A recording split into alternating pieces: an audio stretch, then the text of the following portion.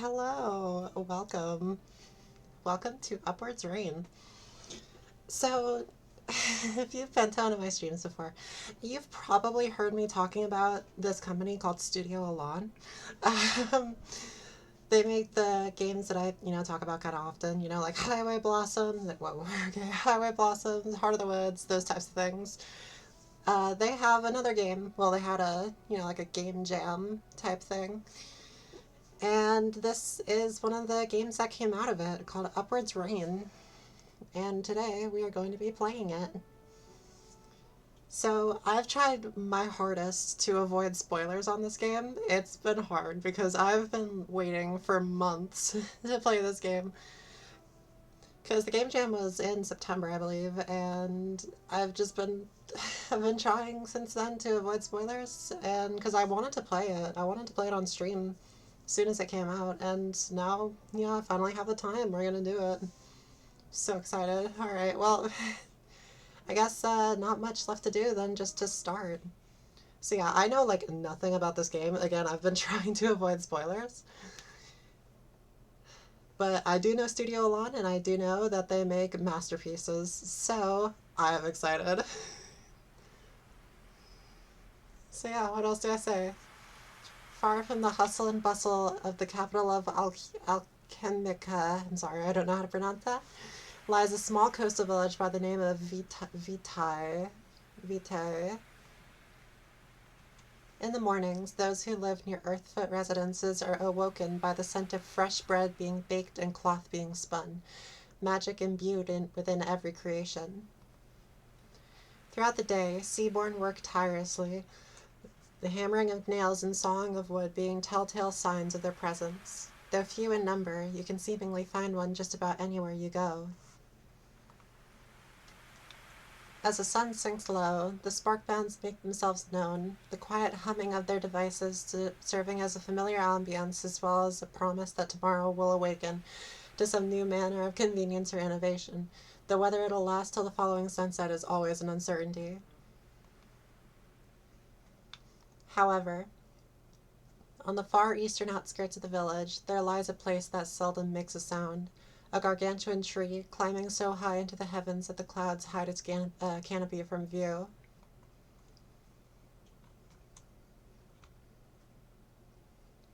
And at its base, Mortem Post, a modest little post office the Gale kind called her home.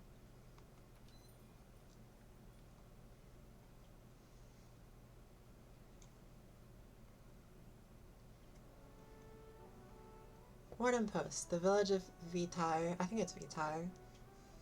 I know it's Latin. The chime of a small bell tied to the entrance rings out through the empty building, just as it had done for the past 20 days. We got new characters. And just as they had done in the past 20 days, two sets of footsteps follow soon after, belonging to a young sea-born girl and the botanist who, until moments ago, was tending to this tree's exterior. The scent of wood is overpowering to most on their first visit, though the girl still seems to struggle with it even after several weeks of daily check-ins. The office being situated in the tree's interior makes it inescapable, with no windows they can open in a feeble attempt to mitigate it. Okay, there's no voice acting. Then I can do it myself. Rain, you're on shift today. We've got a visitor. Through the back door, though the back doors conceal much, they can't disguise the fluttering and tumbling as a flighty little courier clumsily barrels forth, eventually opening the door with a slam. Hi, hello, I'm here. Good morning. I was half worried you'd still be in bed. Nope. Wide awake, just like every other day. Ah, of course, of course. And you simply didn't hear the bell ring since you were too engrossed in your morning duties, I trust? Well, a courier's work is never done. Uh-oh, a little bit of tension. All too true. Ah, they fell for it again. Misere is so easy to trick. Anyway, I'll leave the both of you to it. There's still some branches that need trimming out front, and I'd like that sorted before the day's deliveries. Leaving Rain with a wave, Misere makes their leave. I think it's pronounced Misere. Uh, the chime of the bell above the door marking the end of a conversation and the start of Rain's current task. She finally turns to Mortem Post's guest, her smile instinctively dropping as she does so. Oh, it's her again. I've only had front desk duty a few times in the past little while, but it's always gone the same way. Her name is Mila. She's expecting a letter. I say what the protocol tells me to say and tell her that no, it hasn't arrived yet, and no, I can't double check. She leaves the post office looking super sad, which makes me feel sad too. Oh yeah, I did hear that about the game, is that it might make me cry. So, yeah, if that happens, just bear with me. The little courier shakes the thoughts from her mind, a stray feather or two coming loose and floating away in the process. Once ruffling stops, a smile returns to her face. It's okay. Just stick to the script, Rain. Word for word. Kale will get mad if you don't. Hello. Welcome to Mortem Post. What's your business today with us? Wait, what's your business with us today, miss? I think a letter from my friend should have arrived by now. It hasn't been delivered yet, though. I see. Can I get your name? It's Mila. Rain dips two of her wing feathers in ink and scribbles down the date and Mila's name on the list they keep behind the desk. She wonders how helpful this rule can be as she wipes the remaining ink off with a nearby towel when the entire page is filled with nothing but Mila's name. Okay, I've got your name written down. We'll look into it as soon as we're able, but unfortunately if it hasn't arrived at this time, there's a chance we haven't gotten it in yet. Are you sure? You can't check in the back just in case? It's been a long time. This part is always the hardest. I can't. Sorry, miss. Yeah, I know. I shouldn't have. The girl goes off script, turning away to hide the tears starting to well in her eyes before she says her goodbye. I'm sorry for bothering you. I won't come back tomorrow. Promise. Aw, I feel bad. Is she crying? I know she's always been sad about it, but this feels way worse. Something in Rain felt heavy, as if she had somehow swallowed a paperweight, tying up and twisting her insides before settling heavy in her heart. Watching Mila drag her feet towards the door, a single thought enters Rain's mind, spurring her to jump over the desk and speak up before the bell had its chance. If Kale ever learns that I broke a rule, that's basically the same as not breaking a rule at all. Wait! Eek! Mila jumps so high it would put any self-respecting courier's flight to shame. Thankfully, however, she stays in place once grounded again. Rain leans in, bringing her voice down to a whisper. I'm gonna ask something, but you can never ever tell anyone I said anything, okay? Okay. The rules say I can't go back and check for you, but what if you went back and checked for you? Then we'd be fine. Aren't there any rules about letting me back there? We wouldn't be whispering right now if there wasn't, right? Ah, she's good. Well, even if there is, it'll only be for a little bit. We just gotta be quick and quiet. And if I'm gonna break one rule, I at least want it to be the one where she gets to see it for herself.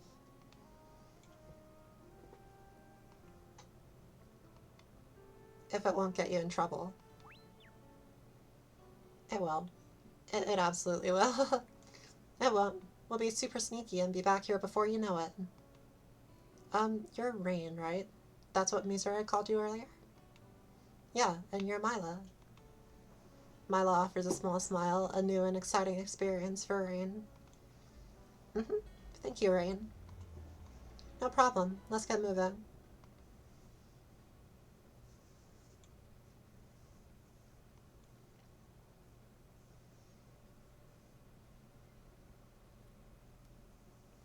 To Rain, the back of the post office is a familiar, comforting place. The same is true for most all of the Gale kind, the insular people rarely leaving their nests and heading into the village, save for when their work required as much. Oh, who's that? Oh, that might be Rain. For Mila, however, she feels as if she's stepping into an entirely new world as she catches her first glimpses of the interior. A A surprising amount of natural light provided by the numerous windows on the outside provide her with more than enough opportunity to take her surroundings in. A seemingly infinite amount of colorful letters float slowly down from the eternally tall tree, the messages from the departed reminiscent of confetti for a never-ending festivity. She looks upwards towards their source, following a trail of stairways, perches, and doors along the outer edges of the trunk. It doesn't take long for her eyes to reach her destination, a giant net several stories above, colored as a rainbow through the gaps of a rope. To be a courier, ground floor. I guess it's like chapters. Welcome to Morning Post again. It's wow. I know, it's the best place in the whole world. How high up does it go? I asked Grandma the same thing once. She's the postmaster, but even she doesn't know. So I guess the answer is just really, really high. Oh, how do you avoid getting lost in a place so big? Well, the world outside the tree is bigger. How do you avoid getting lost out there? Oh, the Seaborn fidgets in place, a small hint of red tinting her cheeks. Ah, well, don't worry. I know this place like the back of my wing. The ground level, anyway. Okay, I'll follow you as best as I can. Please don't fly away, though. Haha, I knew you Seaborn can't fly with those noodle arms. It's fine. Anyway, let's get going then. We'll find your box in no time. Rain does a quick about-face, her cloak muffling the ruffle of her winds beneath, and begins marching to the opposite side of the room with Mila following close behind. Rain occasionally catches some letters mid-air and skims the names before filing them away in her cloak. All of the envelopes are really colorful compared to the usual mail we get. Yep, Grandma says she thinks it's so the letters stand out more and don't get lost. She thinks? If she doesn't know for sure, then her real answer just doesn't exist. She knows everything there is to know about this place. It's kind of scary how there's some things about the office works that no one knows. Really? I think it's cool. The small talk between the two continues as they round one corner and then another. Eventually, the two find themselves in a large room with numerous outgoing boxes, one for each person in Vitae. Rain takes her time filing away the letters she intercepted on her way over, starting from the bottom, just as she was taught, while Mila is much more anxious to find her own box. Oops, I accidentally right-clicked. No, wait. There you go. Eventually, sorry about that. Eventually, with other letters put in their rightful places, Rain stops out in front of a box. Mila assumes it must be hers, even if the vertical writing is unreadable to her. Rain gestures with her wing, confirming her hunch. I'm gonna take a sip of Dr. Pepper. It's empty. Okay, so Mila's box is empty, which means she has no mail. Okay. Yeah, I'm sorry, but at least you know now, right? Mila sniffles. Oh no. I'm sorry. What for? It's not your fault that nothing's there. Mom told me today that Dandelion wasn't going to send me anything and I needed to stop bothering the post office workers. I lied and said I was going out to play instead. I right-clicked again. I need to disable that button. Her mom said her friend wouldn't have anything to tell her? That's so mean. Why would she say anything like that? Just because it's been a long time? No, I don't think so. She said the same thing at the start, too. That's so cruel. Were you and Dandelion super close? Yeah, Danny and I did everything together. She was my best friend. I thought I was hers too, but she would have sent something by now, wouldn't she? I'm sure she cared about you a ton. Please don't cry. Sometimes things just take a while to find their way out of the office. I'm sure Dandelion's letter is somewhere in here. Mom said they usually come fast when I asked her, though. Yeah, well, are you going to listen to your mom or someone who works here? What's she know? While Rain thought it was a clever point, Mila's tears won't stop. The little courier looks upwards, looking for some sort of miracle solution that would ease her new friend. And there, she spots a door that gives her just the idea she'd been grasping at. I know somewhere else we can look. Really? And you think it'll be there? For sure, but we'll need to get you a disguise. Ooh. Dressing up as a mail courier. Ta-da! Home sweet home. You live in the post office? Of course, all of us do. The mail never stops, so neither can we. Wow, you couriers are really cool. Hehe, the coolest ever. Oh, let's get looking before someone shows up. We should find a cloak first. Think I left one in my laundry basket? Your dirty laundry basket? They're all clean, don't worry.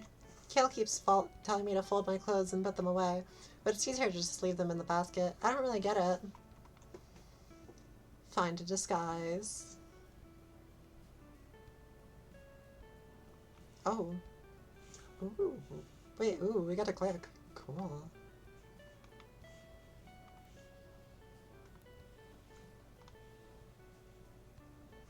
That's cool. It's like a bit of interactivity. I like that. What? Nothing? But I really remember leaving it in here. You sure like that dress design a lot? Oh, since we don't leave the tree much, we order all our clothes in big batches.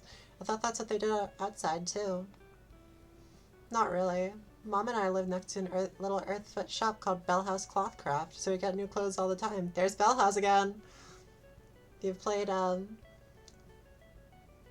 which is also the cafe in Please Be Happy, and also the cafe in Twofold. And also the name of one of the publishing companies, I'm pretty sure. Mom says it's important since we don't have any magic like everyone else does. Oh yeah, Big Sis told me about that. Did you know the magic you get comes from your clothes and food is what makes the letters come down from the top of the tree?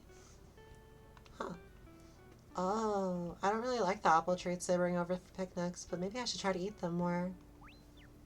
I like your clothes though. They're super pretty. Thank you.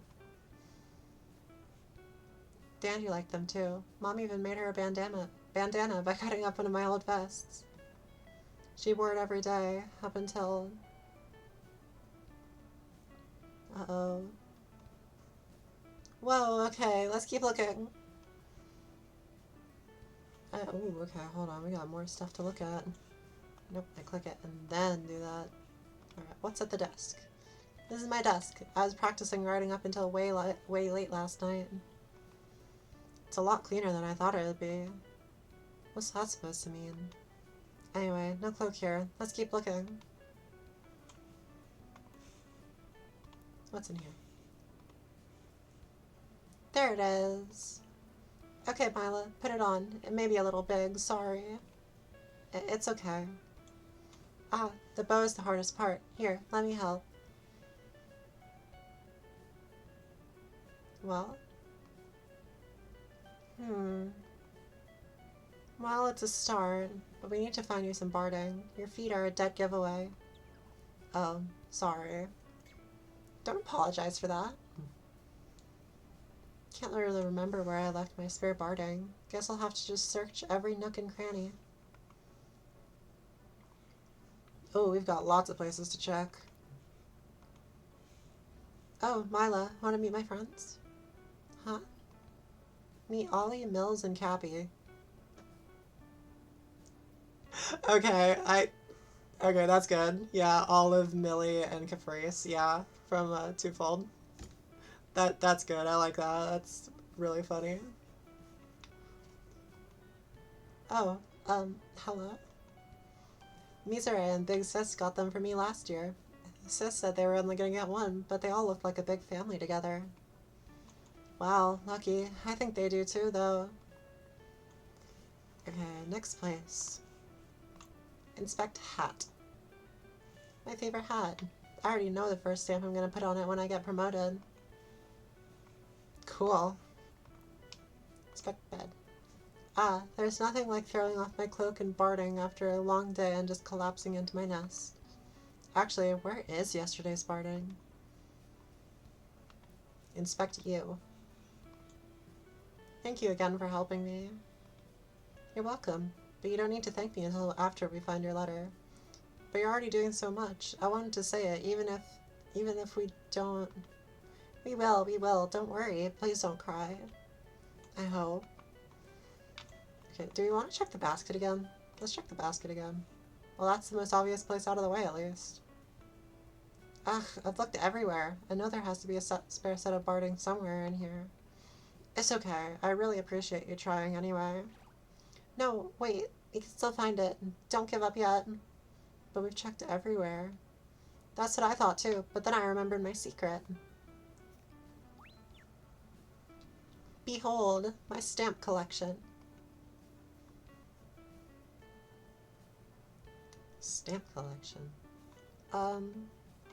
This is where I put all my favorites. Their designs are so cool. They sometimes inspire me to think outside the box. Well, if they help. Okay, oh, wait, hold on, what? Oh, wait, what if I do that? Below the desk, and inspect, wait, no, inspect that. Oh, wait, hold on. Okay, no, you can only do one at a time. What's below the desk? Achoo! Ugh, maybe I should have listened to Kale about dusting my room more. Below the drawers. I don't think that'd work. Oh, okay, you just can't do that. Okay, above the desk. Because, oh, okay, you can't do that. Above the basket. Oh, maybe it fell out and it's underneath. Nope. Darn. Really thought it'd be it. Inspect the drawers. Again. Nope. Upwards. Upwards, Mila. Look, this is my favorite stamp in my entire collection. Oh, it's nice. Isn't it? I think the long shape is super cool, and the colors are so pretty. Oh, sorry. We should keep looking around. Okay, what else can we look below? Below the bed? There! Barding. Finally. Okay, we found it. Wow, you weren't kidding about your stamps. Nope. Here, quick, put them on. Didn't you already wear these yesterday? Well.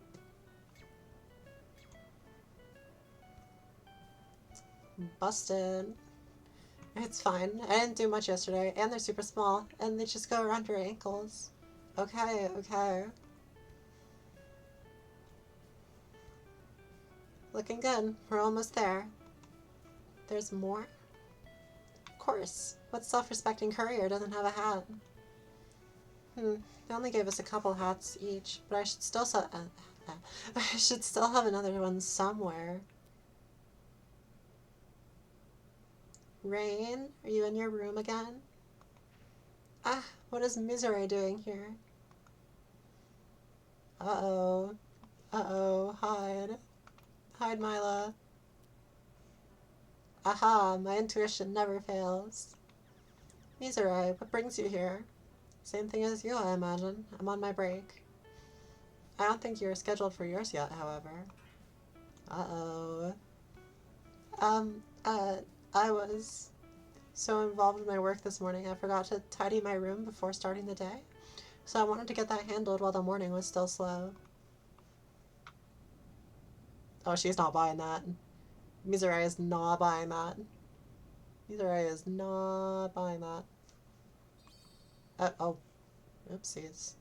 Going to fetch some water then. I'll come by in a bit to check up on you. If you ever need help with cleaning, we can get back to work. Feel free to let me know. Sure, thank you. Excellent. See you in a few wing beats. Inspect. Mila. It's okay. You're all safe now. Phew, that was so close. Are you sure I'm not gonna get you in trouble? Super sure. Everything's fine. Trust me. Though we really gotta find that hat before they show up again. Or at least think of a way to buy some time. Turns until Misery. Oh, okay. We gotta be smart about this. Okay, so I can look in 3 places before Misery comes back. So... Okay, I can't do upwards anything. Okay, hide below. Below the stuffed animals. No house here. In fact, nothing's ever out of place with these three. I think Misery cares about them as much as I do. Turns to Misery returns too. And I can't go upwards anything, no. Below the desk. I know we already looked there, but, you know. Yeah. Turns until Misery returns. So does that mean I have to hide Mila now? Hide hat? Misery said they'd help if I asked, so maybe... Okay, but they're gonna see Mila. There, my hat's tucked safely away in my cloak. Now I just gotta wait for them to get back. I'm coming in. Ah, Mila. Hi, Mila. What, is it Mila or Mila? I'm not sure. Hello again. How goes the cleaning efforts? Ready to get back to work? I think it's going okay. It's looking a lot tidier. Well, true enough, but I dare to ask, what happened to your hat? Do I want to go, I lost it, or, oh, it's here? Ooh, we got a choice. We get a choice. What do we want to do?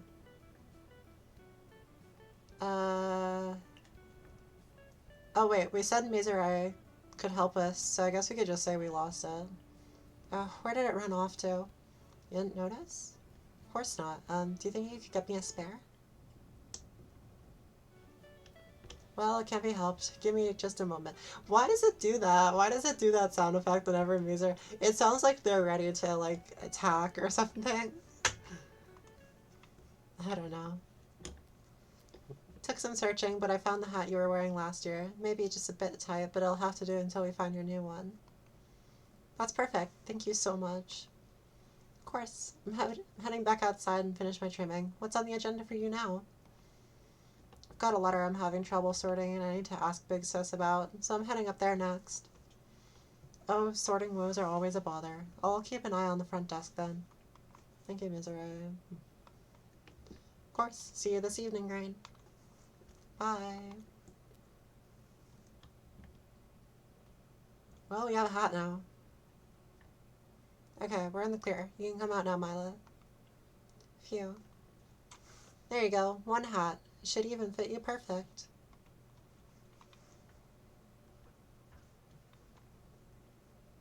Look at you, Mortem Post's latest courier.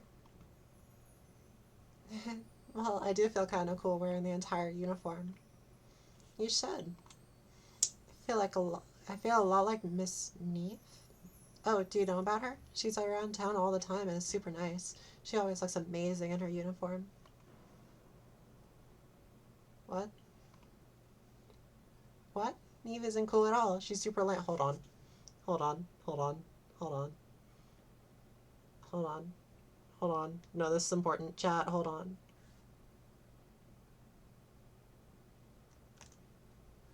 There you go. It's that face.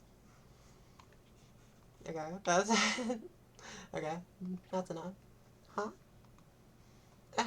We should get going. Okay, where are we headed?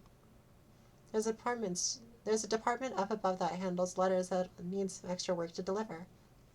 If the mail is gonna get lost, it'll be there for sure. That does sound like a good place to look. Yep, just follow me. Onwards and upwards.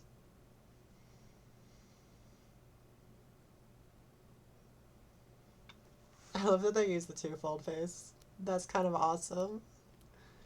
The ascent starts easily enough. Two little sets of footsteps marching up the spiral stairs, in and out of the connecting rooms, and up, up, up the stairs again. After some time, the pair of footsteps fall out of sync, one trailing slightly behind. The distance between them continues to grow until eventually Rain can't hear her friend at all. Huh? Hey, Mila, are you The courier turns around, quickly spotting Mila several paces behind her, back against the wall of the tree. She takes a step forward, then slowly drags her other foot upwards to match the first, before repeating the process again. Uh-oh, Mila's getting tired. Okay. Onwards and upwards. The rainbow canopy. I'm coming. Sorry. It'll be supper time by the time we get to the department at this pace. We gotta keep moving. I'm sorry, I'm going as fast as I can. Why don't these stairs have rails? We're so high up. Wait, that's all? There's so much space on the steps, though. Besides, I heard you Seaborn can break your bones and they'll heal right back up. You'll be fine. I don't want to break my bones. I like my bones as they are. Jeez. You could hold on to me if you want. That way, if you fell, I could fly us right back up. Not if she's gonna hold on to my wing, but anything to help her feel better. If you don't mind, I don't know how much higher I can go on my own. As proof of her confidence and bravery, Rain skips downwards, extending her wings slightly to float past a few steps. She soon finds herself next to Mila, keeping one wing slightly stretched open. The Seaborn gets the attention quickly, or perhaps is simply eager to ground herself to another, and links her arm with Rain's. She's trembling a lot. I feel kind of bad for teasing her so much. You're safe and sound now. You good to keep going? I think so. Thank you again. You're welcome. Again. And so the two continue onwards, arm in arm, at a pace slower than before, but comfortable all the same. My big sis can't fly either. Even she has to take it slower on the stairs sometimes, especially if her delivery bag is extra full. Is she okay? I don't know how anyone could work in here and not know how to fly. Yeah, she only has one wing, but she's been working here forever, so even if she has trouble sometimes, then you shouldn't... Wait, one wing? Do you mean Miss Neve? Miss Neve is your sister? Well, we're not related, but she's my big sis. That's so cool. It's not that cool at all. It's the face again. What do you mean? Miss Neve knows everyone in town. When she comes to drop off her mail, she can always tell that I'm feeling sad too. It's like she's a mind reader. It's not super hard to tell when you're sad, Mila. Psh, big deal. I can read minds too. Better than sis, even. Really? Can you do all of that? What am I thinking now? How lucky you are to have such a reliable guide like me, obviously. Oh. Surprised? Told you I could. Actually, I was thinking about how much cooler Miss Neve would be if she was really able to read minds all this time. Yeah. The two continue their climb, the giant net of envelopes serving as an ever-reliable reference for how far they've come. Soon enough, it stops serving as a distant waymark above and instead rests just below their feet. Okay, call me crazy, but I kind of want to, like, jump on that like a trampoline. Like, on the stack of letters in the net. It would probably break, but, like, it could be fun just for, like, a second. Phew, finally here. The net seems so far away on the ground level. It was far away, and now we're as far away from the ground as the net looked. Oh, please don't say that. Rain lets loose a laugh as they approach an unassuming mailroom door, but mutes herself as she places a feather over her mouth, bidding whisper from her companion. Okay, so, I hope she isn't here right now, but Neve is actually the head of this department. Really? Then the letter's gotta be here. She's probably already found it. Maybe.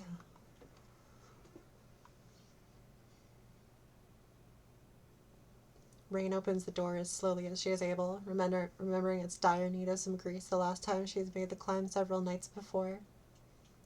I gently open the door. I'm sorry. No. While the door is cooperative in its silence, the view inside dashed any small victory welling within her. It's a nice room. Within stands Neve, back turned, jotting down some notes as she files envelopes into her bag.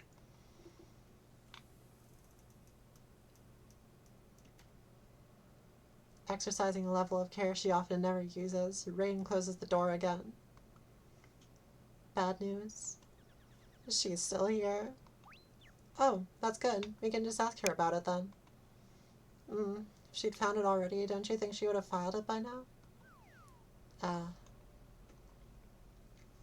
try to talk to her. While I do, you should look around and see if you can find it yourself.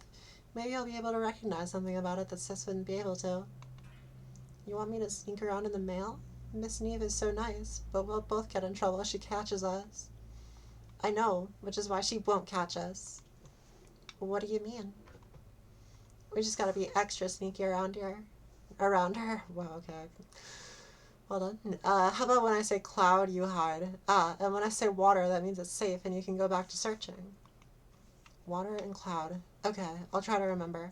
Are you sure, though? I really don't want you to get in trouble or for Miss Neve to get angry with me. Big Sis doesn't scare me, so she shouldn't scare you either. Just listen close and we'll be fine, okay? Okay. Can I have another sip of my drink?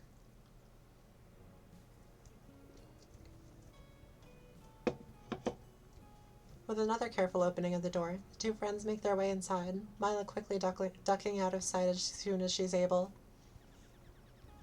I can hear you back there, Droplet. Step into my office. Uh-oh. Rain shares a quick glimpse with Mila before heeding her big sis's invitation. Perfect timing. Fetch my water, would you? Oh no.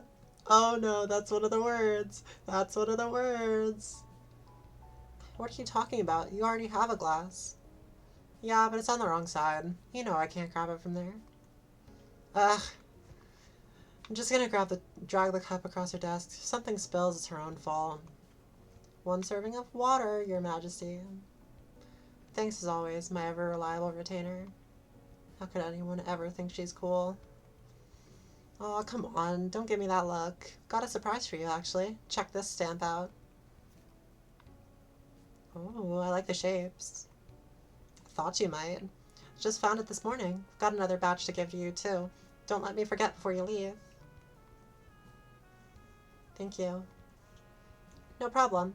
On the subject of stamps, have you put any more thought into what the first one on your hat's gonna be? I told you already. I like the long one I have, with the stairs and the sky. If you say so. It's a bit of a weird shape for a first promotion, though. Don't you at least have any standard shape stamps as a backup plan? Russell. Uh-oh. Drawing too much attention. Oh, there's a suspicion bar. That's fun. I like that. That's very cool.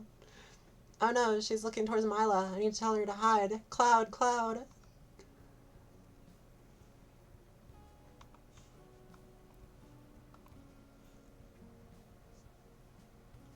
Oh, like rain, you mean? Clever. But it doesn't matter, because I still like the long one. Sure, sure. I'm sure your first promotion is still a long ways off, so you've got plenty of time to change your mind. I like the game elements in this. They're really cool. Like, you know, the searching around the room and the making the right choice. Nuh-uh. It's gonna happen any day now. I've been doing all my chores right on time. Oh, so you're off duty right now? It's still pretty early in the day. Uh, okay, she's looking at me. I should let Mila know she can keep looking now. Okay, and then that is water. Hey, what's with the pity party? You'd normally be ready to shout at me right about now. Well, we got a visitor this morning. Oh, yeah? Yeah, she always seems so sad whenever she comes in asking about her missing letter. Ah, we're talking about little Mila, I assume. My memory is a little cloudy, but Mila sounds about right. Oh, okay, so she didn't turn around. Okay, we're good, we're good. Forgot to ask, do you need a refill on water? No, I'm fine. Thanks, so. Okay, just making sure. Anyway, where were we? Oh, right. I've just been thinking about it all day, and I really wanted to help her somehow. Young love digging its talons into you, Droplet?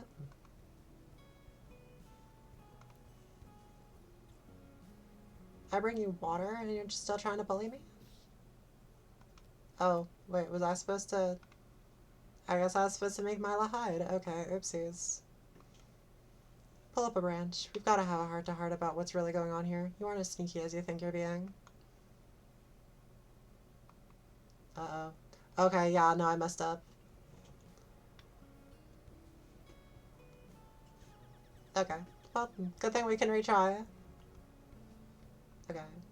Fetch my water. Oh, okay. We have to go all the way back to the beginning. I do like this little game though. It's pretty fun.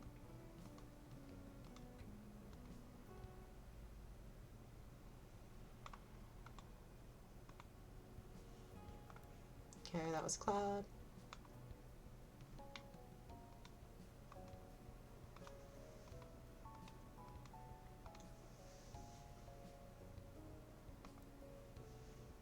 Okay, and then there's that. Can't believe I messed it up.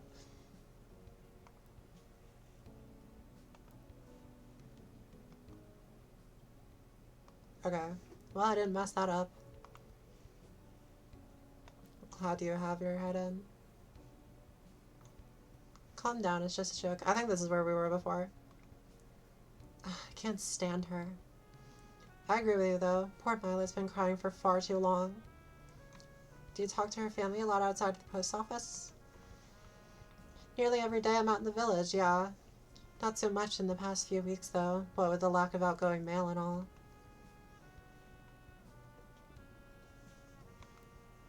I love looking out at the water. I'll add it to my to-do. Really? Maybe this weekend? I think we can make that work. Have you been forgiven for the young love thing yet? Ugh, okay, hold on. Can I, like...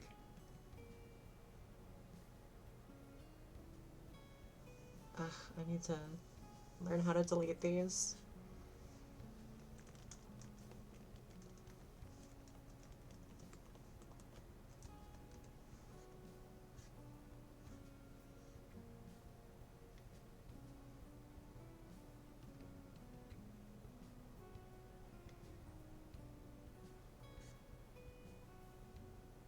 Okay, did that work? No, it's not giving me the option. Ugh, oh well. Alright, and then I think it was Cloud, right? Okay, yeah. Alright, yeah, sorry about that. I actually don't know how to do that, and it's not giving me the option to delete it. Back to the topic at Wing, then. You may be interested to know that I've been doing some digging in the past few weeks into Mila's situation. Really? Have you found anything? Naturally. What? We have to tell Mila right away, then. She's been coming in every day. She's got to be worried sick by now. Slow down there, Droplet. What I've learned is, this one's above your pay grade. What are you talking about? Oh, water you're talking about. Okay, can I delete those, please?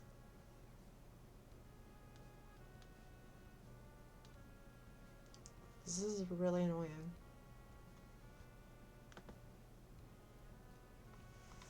Okay. Oops. I didn't even get the choice for that one. Oh, she misheard. What are you doing? Clouds, you're trying to overshadow me again like a great big gray cloud. Okay, well, it's too late now. Sorry, Rain. You saw that too, right? Ha ha ha. Nope, not at all. Maybe I shouldn't have let my water sit out for too long. Cloud. Someone's found a new favorite word. I don't know what you're talking about. I've got to get away from this.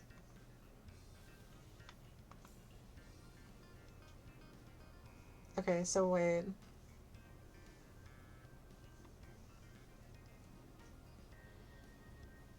So, she's already suspicious about the word cloud, so...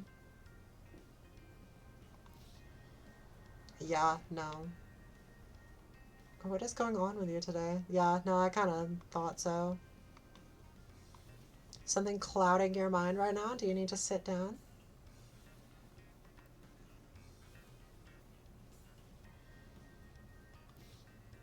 Okay, yeah, no, that was a mistake.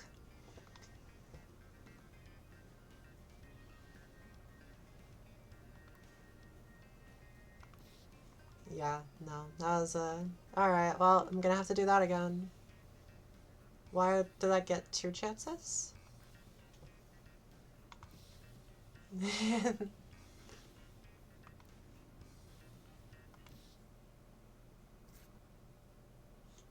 Oh no, the poor stamp got ripped. Didn't even make its way back to my room. Ugh, my entire head is spinning. Ah, I see. Sorry for sending you into a fit there. I think you misunderstood what I was trying to say. I wasn't trying to make fun of you. The fact of the matter is, Milo's case is impossible. Huh? Rain, I'm gonna be serious for a sec. Listen close, okay? Okay, hold on. Yeah, I need to figure out how to, like... Yeah, it's not giving me the choice. Okay, yeah, not sure. Sorry about that. Okay. Feels so heavy in here all of a sudden. When you were talking to it this morning, I presume Mila told you she was anticipating a letter from her friend, yes? Uh-huh. Did she also happen to tell you her friend's name? Dandelion. Mila calls her Dandy a lot, though. Right. It's not that uncommon of a name, especially as you get closer to the capital city. However, a curious little wrinkle. No one named Dandelion has ever lived in Vitae. Oh, okay, mystery. What? But that doesn't make any sense. I thought the same thing, so I did a little bit of extra legwork, double checking aliases, looking through our older files, and so on. And nothing. But you visit the village all the time. You must have met her at least once. So you'd think. I don't get it. Big Sis knows everyone in town. Did she just forget about Dandelion somehow? As Rain grasps for a simple solution to this complex mystery, Neve pulls a couple envelopes from her bag.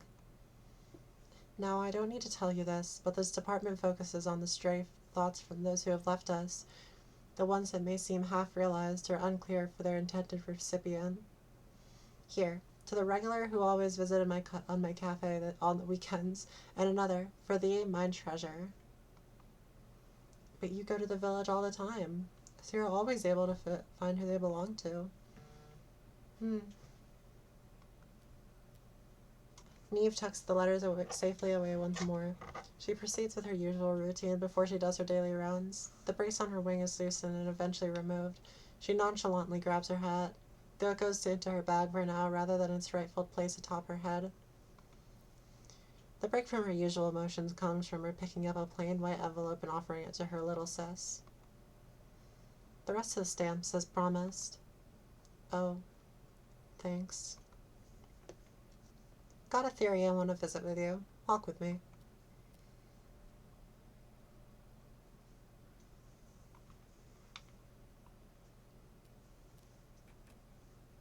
The door swings closed behind Rain. For a mercy, Neve didn't seem to notice Mila as she exited the room. Oh, she didn't notice Mila. Okay. The same couldn't be said for Rain, catching a glimpse of her friend curled up tight before following Neve out. So tell me, have you gone exploring any further up the tree? Be honest. No way. It's all just old storage in other rooms no one uses anymore. There's nothing fun about that kind of stuff. Not to mention Kale. If she heard I ever went higher than where the lights are on, she'd get mad for sure. Ha, right you are, about that part at least. Neve tilts her head upward, looking for something she has no hope of finding. Rain follows her gaze, bringing her neck back as far as it'll go. Not far from where the two stand, the lights become more sparse before disappearing entirely, allowing an absolute darkness to steal the space away. Below the rainbow canopy, where light sources are plentiful and comforting, the brightly colored envelopes bring with them a sense of joy and whimsy. A final gift from those who had left, both for the recipients as well as the couriers themselves who had the honor of delivering them. But now, floating down from infinity, they instead take the form of lingering specks of life, swimming in a sea of endless black.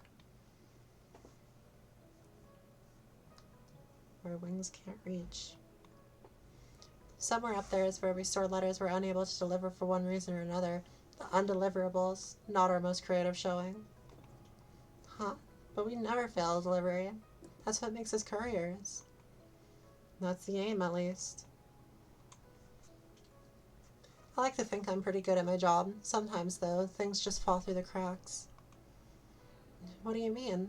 These letters are the most important things in the whole world. Grandma says so. Kale says so. I say so too. Fact of the matter is, though, it's impossible to deliver everything.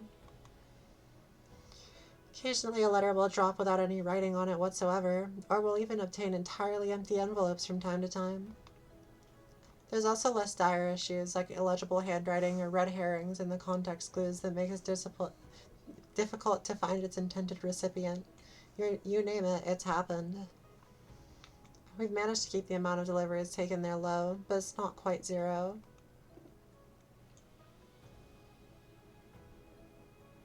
I can't believe it.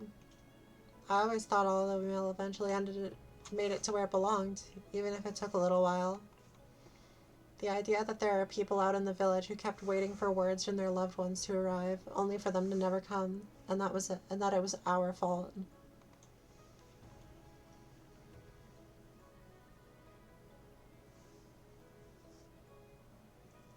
I don't get it. Hmm?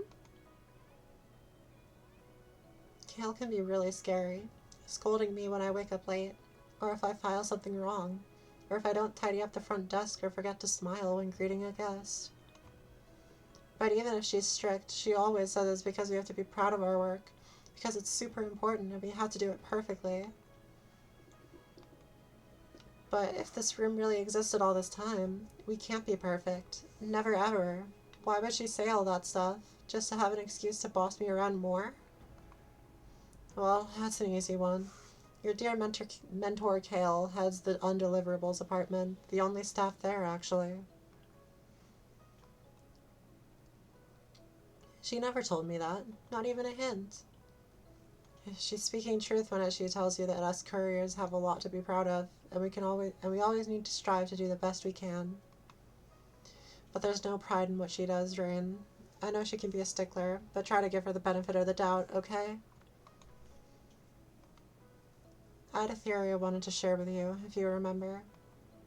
Oh, yeah. I stand by my earlier findings. Dandelion never existed. I couldn't find anything, neither documentation nor my own memory to prove otherwise. But Mila believes the opposite. Yeah, even with overwhelming confident evidence to the contrary. Telling you about the undeliverables got me thinking. You accepted its existence as it was, even though it may have hurt, and with nothing concrete to back my words. Concrete, that one. Just a few minutes ago, the undeliverables didn't exist for you. From your perspective, the department was never there, but now it is. Where better then, I wonder, for a letter from a phantom to find itself? So that means we should head up right away. It's a nice thought. Unfortunately, there's little reason for them to maintain the stairways heading up from here, and, well, you know. Only with someone with two good wings will be able to make the climb, and getting an escort to take me up would take far too long to schedule in, I fear. Not to mention Kale. No doubt I'd be in for a verbal lashing if she caught me up there. No thanks. Rain turns her eyes to the looming darkness once more, scanning the unknown. In that instance, she thinks of Mila curled up in the other room, and how she'd feel if Dandelion's final words never found their way home. I think there are scarier things than Kale. Yeah, I know I mentioned earlier that I heard that this game is kind of sad. Yeah. Yeah.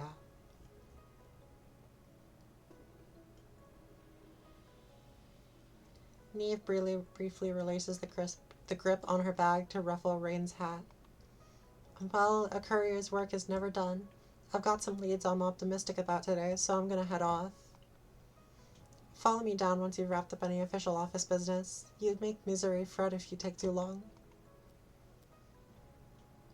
Rain watches Neve slowly disappear from view as she begins her descent. Once entirely gone from view, she turns back to the door, slowly swinging it open. Mila is waiting on the other side and steps out with nary a word. It wasn't here either. I'm sorry. I know. We've got one more place to check. I know I've said it before, but I'm sure it'll be there this time. We don't have to. Of course we do. Come on. Rain extends her wing outward, silently beckoning Mila to intertwine once again before resuming their journey.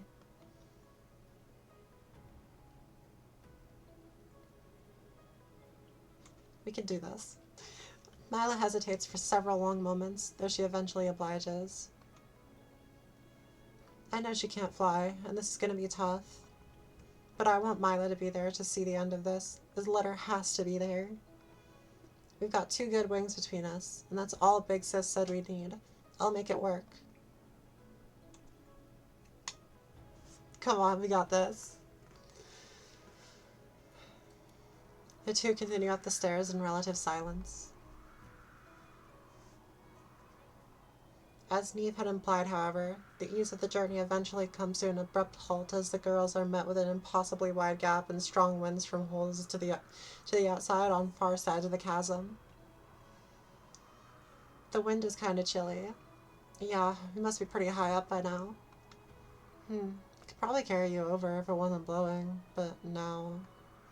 Really, we don't have to.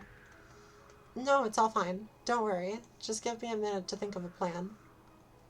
No, where to start? Reach the top. Ooh, is this another minigame? This is a minigame. Okay, so what do we have? Inspect the stairs. That's the way up. If the wind wasn't blowing, we'd be over there by now. Inspect the air. Maybe there's a way we can make it across from below. I don't see anything. What are you looking for? I've been thinking to myself this whole time, Mila deserves to be part of this too. Just wondering if there was some way across that we overlooked. Do you see anything? I can look. Mila approaches the chasm, looking down at the lower levels of the post office. As she does, her courier cap is stolen away by the wind. Ah! She reaches for it, leaning further still into the pit. Whoa! Be careful! As Mila feels Rain's embrace pull her back, her outstretched arm goes limp. The hat drifts down, far out of reach. Well, there goes part of her disguise. That's not good. Phew, that was a close one. Are you okay? The response Rain received isn't the one she expects, as tears start to overtake Mila. As soon as Rain releases Mila, the young Seaborn sprints off, turning a corner and ducking into a nearby room they had passed on the way up. Rain considers chasing after her, but she finds herself unable to move her feet.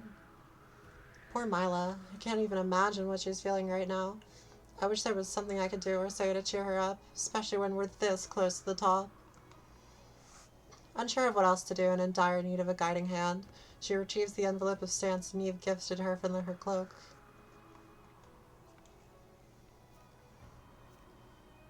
Okay, so can we use the stamps to help? After giving each a glance, realization creeps on her face. Inspiration strikes. I have an idea, but I don't know if it'll work. But maybe she'll appreciate the thought at least. I should grab something for her before I make my way down too. Okay, something in the bushes. Oh, it's the dandelions. Oh, no way. Hello there, dandelion. You're not the one Mila was looking for, but hopefully she'll be happy to see you anyway. Oh, it's the dandelion. Rain slowly descends the stairs, arriving at Mila's room with nary a sound. It's a cramped little space, serving as both a storage closet as well as a pigeon roost. Despite the clutter, the first thing Rain spots is her friend curled up into a ball, weeping gently. Oh, Mila. What's going on, Mila? Looks like she hasn't noticed me yet, and should probably make my presence known. Inspect the birds. It's good to see they're all getting their rest in. They work just as hard as any of us couriers. Inspect feed. Huh, I wonder who feeds the pigeons this far up. Mizore, maybe? I guess they could just help themselves, too. Oh yeah, because they are birds. Okay, you can't go below anything. Can't do that. Retrieve. Retrieve Mila. Come here, Mila. I brought you a flower. Do you want it? Mila shakes her head, still resting in her arms. Well, that didn't work. Time for my second idea.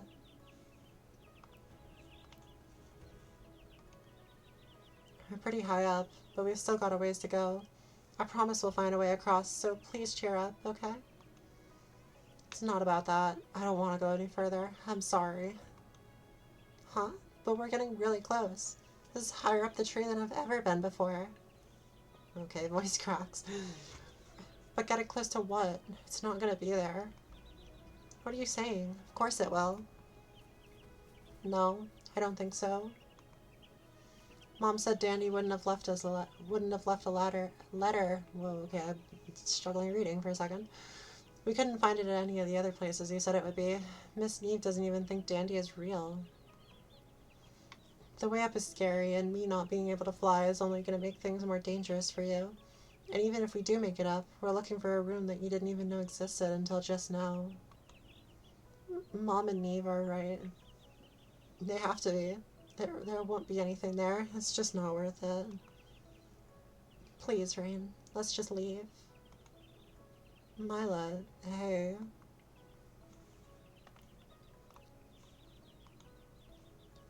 It'll be there, I promise. And if it isn't, we'll keep looking. Why do you keep saying things like that? Dandelion didn't send anything. Everyone knew that already except for me. I keep saying it because it's true.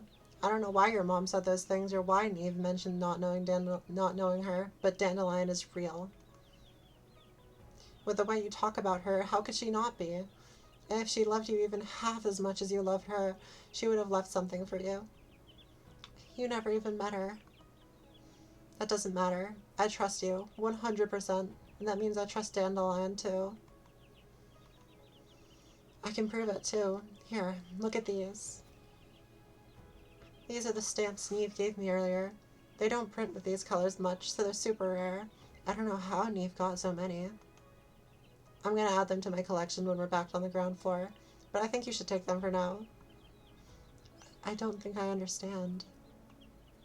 I want them back later. So how about you trade them to me for Dandelion's letter?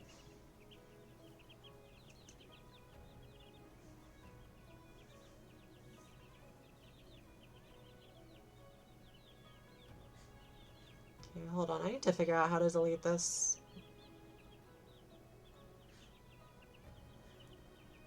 Okay, yeah, okay, great. Okay, yeah, I'm not sure how. Okay.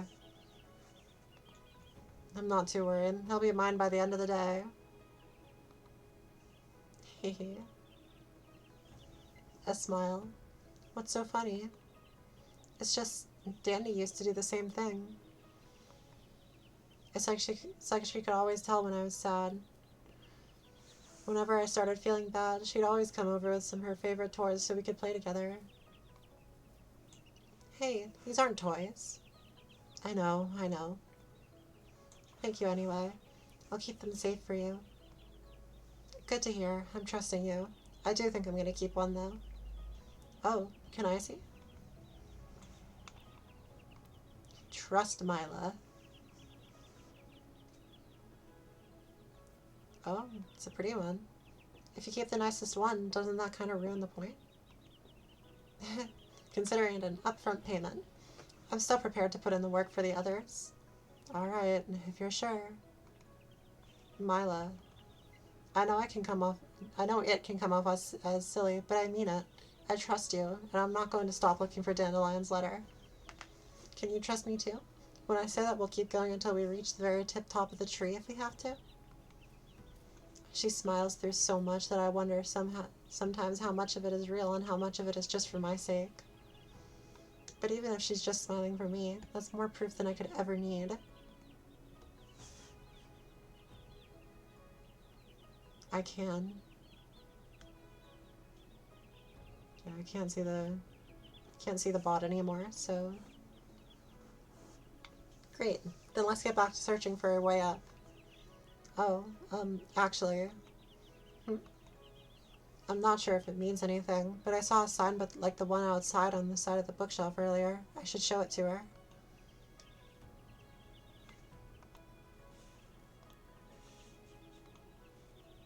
Look, there's a switch on the side here. Whoa, good find. I'm gonna flip it. Rain, wait.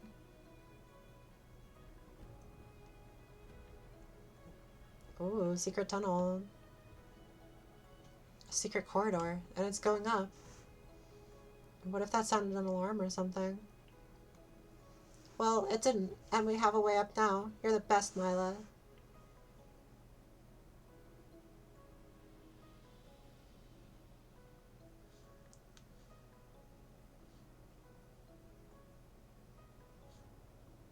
Okay, yeah, it got deleted. Well, it didn't, and we have a way up now. Wait, okay, I've already read that. But what if we go in and it closes behind us? Or if it's a dead end? Or then we'll find a way out. But it'll be okay. Trust me, Mila.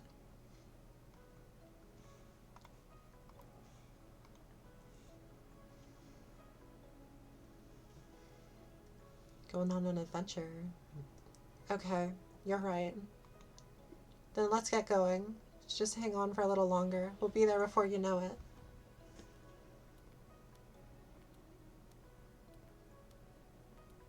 The two continue onwards, arms interlocked. Higher, until the stairs merge with those from the other side of the gap, and higher still.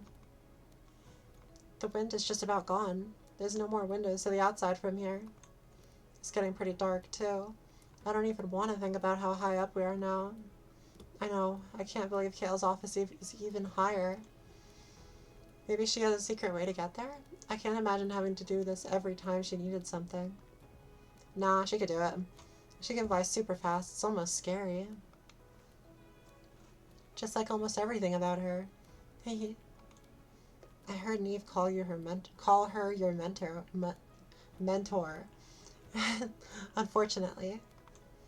She's so mean. If anything ever goes even slightly wrong, she's over my shoulder in an instant to scold me. It's like she can just sense whenever I screw up. Even if it's something tiny like not washing my feathers after I write something down, or sleeping in for an extra 5 minutes. Both of those things sound like things you shouldn't really be doing, though. I love that face so much. Well, it's other things too. A lot of things, actually. I know our job is important. We always have to do our best. I just think she takes it too far sometimes. I'm still just learning. I wish she would remember that before being so strict and uptight about me all the time. Either way, it doesn't sound like someone we would want to meet up here. You could say that again. Let's hurry up a little. We can't be that far from the department now.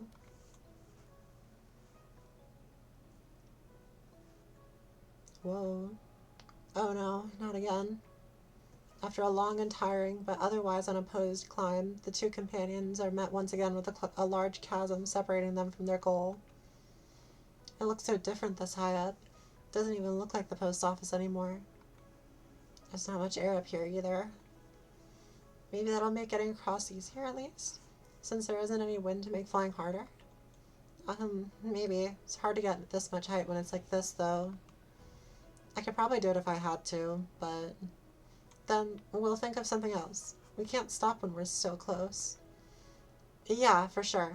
Okay, let's take a sec to catch our breath and then see what we can come up with. Okay, so if you can't, well, okay, so there are like the characters down there. So I've got so many options. Okay, inspect the gap. Can't even see the bottom from up here. What is this thing?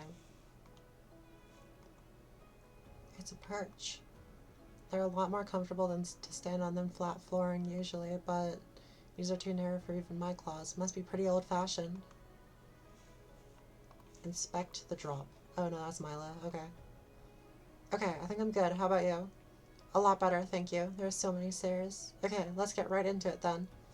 So I think I could get you there, but it'd be kind of risky. I don't really want to try it if it could put you in danger. It's a really big pit. I think no matter what we do, it's going to be dangerous.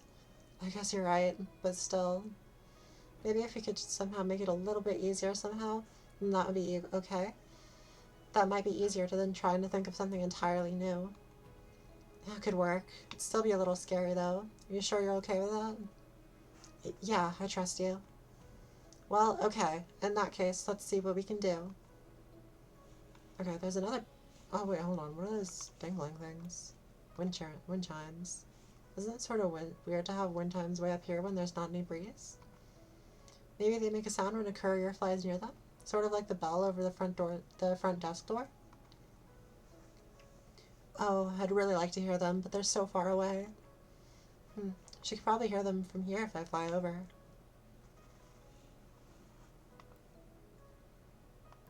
Okay, here, what can I do?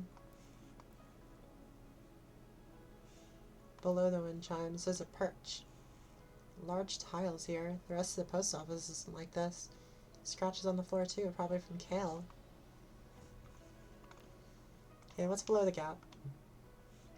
No getting around it? We'll actually just have to cross this time. Okay.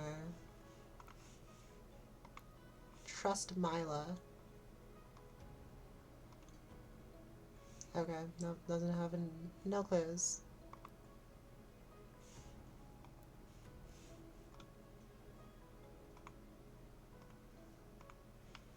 Okay, so what if I just do onwards, Mila? Or wait, maybe we can trust Mila, onwards, Rain.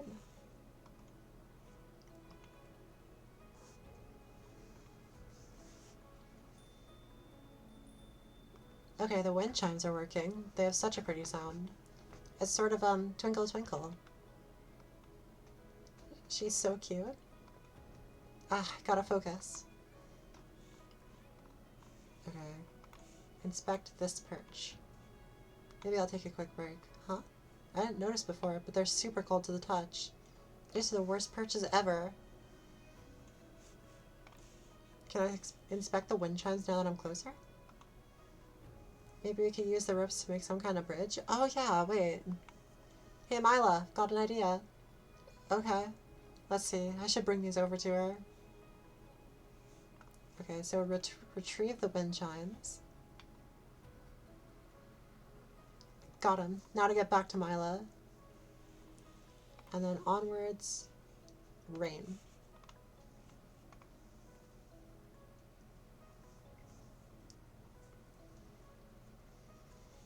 Look, maybe we can use the rope on these wind chimes to make you a bridge. It'll be narrow, but you can hold on to me while I fly above you for support. You want me to walk across something as small as that? As that? Whoa, okay, I'm getting tired. I need a drink. I won't let you fall, I promise. You won't get in trouble for taking these down? Not if we put them back where we found them. Don't worry about it. Okay, I'm willing to try. Alright, you attach it from this side and I'll handle it on the other. Be back in just a moment. Building a bridge. I'm done. Me too. Good job. Are we ready then? Actually, let me test it first. If something goes wrong, I can just fly back up.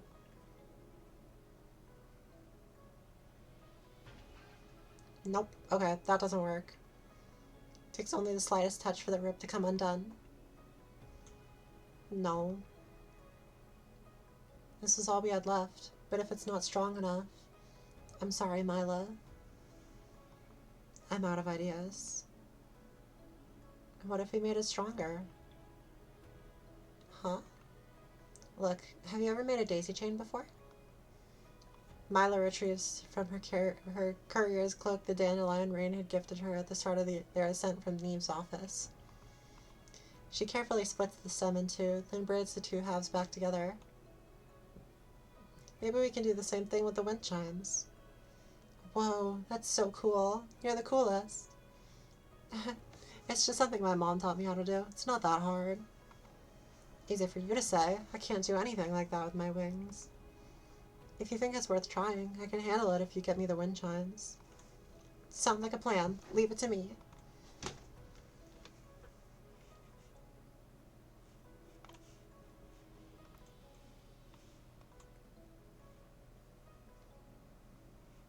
Hello again. Just gonna need to borrow you one more time. Sorry. Mila, I know you can do it.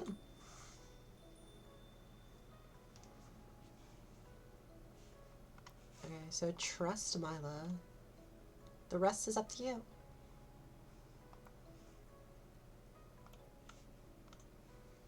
This part goes under and then tug. Just getting started. This feels pretty tight. I think this might work. Almost there. Do it. Done. It's still scary, but I think this is as safe as I could have made it. Now just to tie them to the sides again. Okay, I'm finished. Can you get to the far side, Rain?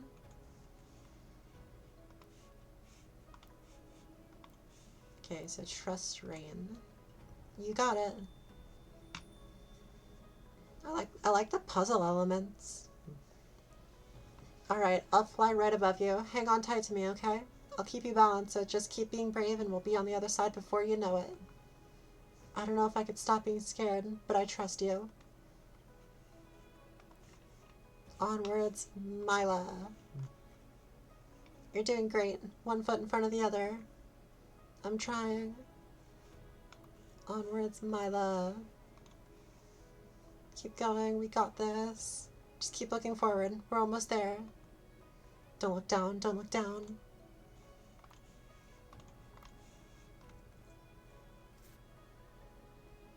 We're almost there. Did you hear that? The rope is starting to snap. But we're so close. Jump as best you can. I can get us the rest of the way there if you do. Upwards, Mila. Ooh, just barely. Hey, we made it though. With the extra bit of distance offered by Mila's jump, Rain is able to fly the two the rest of the way. Their landing is one without much grace, but that's the furthest thing from their minds. You did it! You're amazing!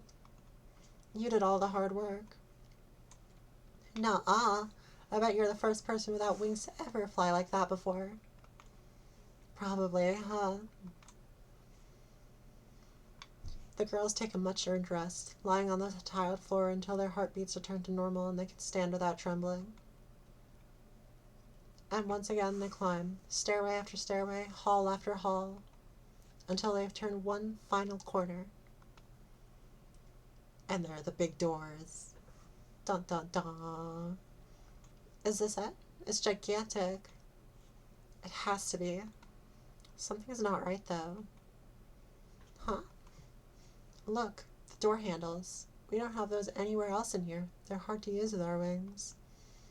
Oh, now that you mention it, the front of the post office is the same way. Either way, it looks like we can still push it from this side. You ready? Yeah. Okay, on three. The two girls push and push and push until the aging wood of the door begins to creak in protest.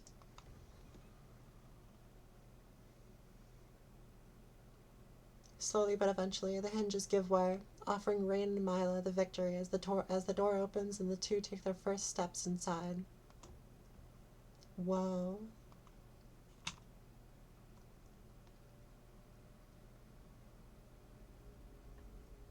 The Undeliverables, Repentance Roost. Though not as bright as the lower floors, the scattering of lamps and lanterns are a welcome reprieve from the darkness they had just finished navigating. The room they serve to light, however, is much less comforting. With a bare floor and no furniture save the tables for the lamps to sit upon, the Undeliverables would make for the most unremarkable room in the entirety of the tree's endless trunk, save for two very important aspects.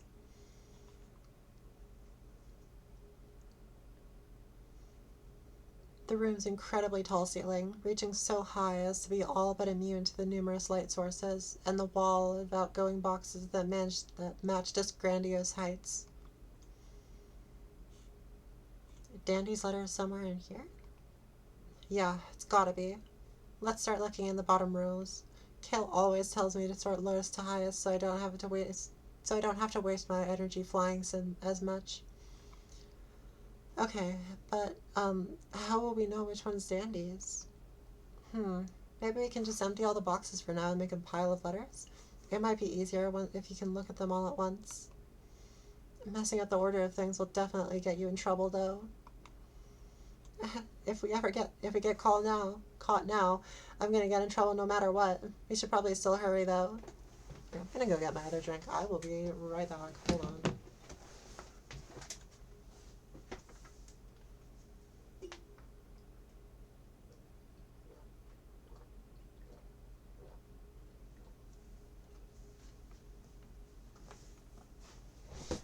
Okay, back. Just have to take a sip. Eager to find their prize, Rain quickly makes her way to one end of the wall and begins her search, with Mila following close behind.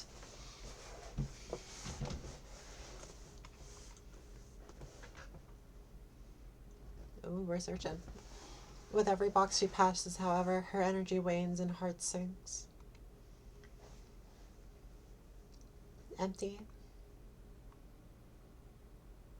Empty. Empty. What? Didn't Miss Neve say that there were letters that she couldn't figure out? There should be something, even if it isn't Dandy's, right? Yeah, so why isn't there? Maybe they empty the room after a while. Which would probably mean it's gone. Oh.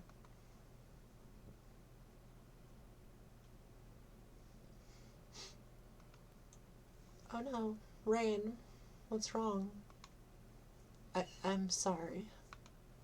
I really thought it would be. It's okay. No, it isn't. It is. Why aren't you sad about this? I am sad, but maybe it's better like this. Huh?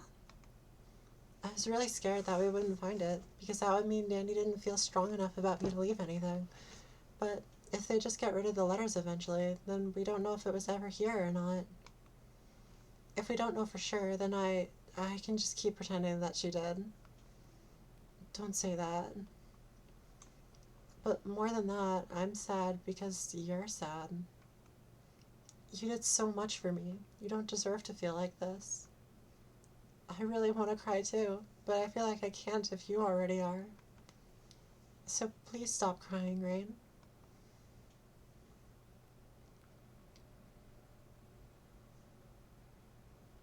Rain isn't sure if she feels better, but attempts to refocus herself with a couple of deep exhales regardless. She wipes away her remaining tears, staining her wing. Well, we should probably leave before Kale shows up. Yeah. Oh, is that Kale? I think that's Kale. If your aim was to avoid me, you'd have done well to keep your feet to the earth and wings in your cloak. Uh-oh. Uh-oh.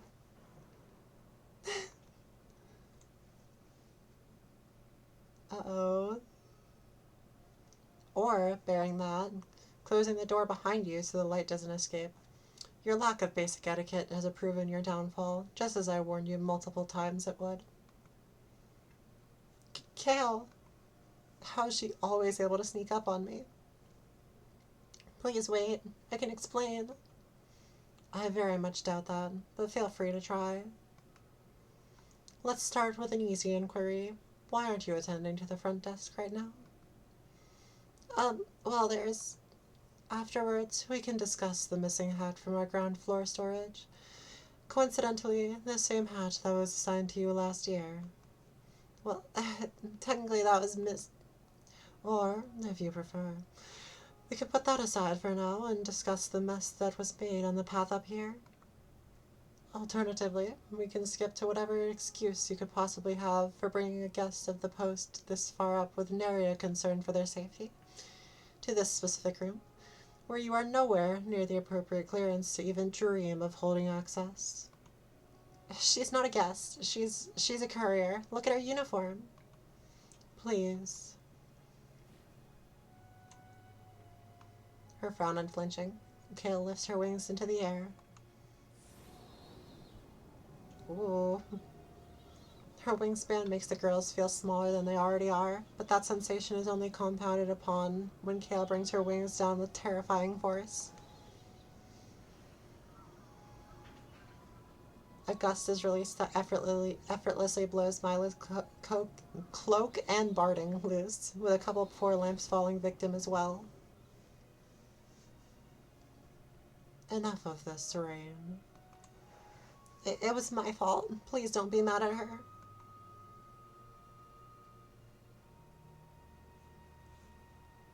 Kale shifts her eyes to Mila, holding them on her for what feels like an eternity to the girl before eventually shifting the rest of her body as well.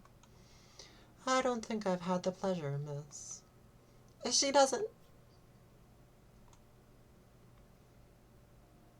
Kale raises a wing once more, bidding Rain's silence. My name's Mila. My best friend, well, I'm expecting a letter from her. But Rain is my other best friend, and all she did was try to help me find it, so please get angry with me instead. Mila.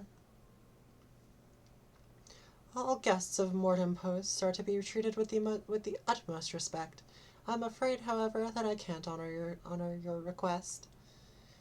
This is a place of work. There are rules, traditions, expectations, countless examples, nearly all of which Rain has managed to break within the short window of a few hours. I'll unfortunately have to inform any guardians you may have of your presence here today, but rest assured that you'll still be welcome to the post with open wings in the future, miss.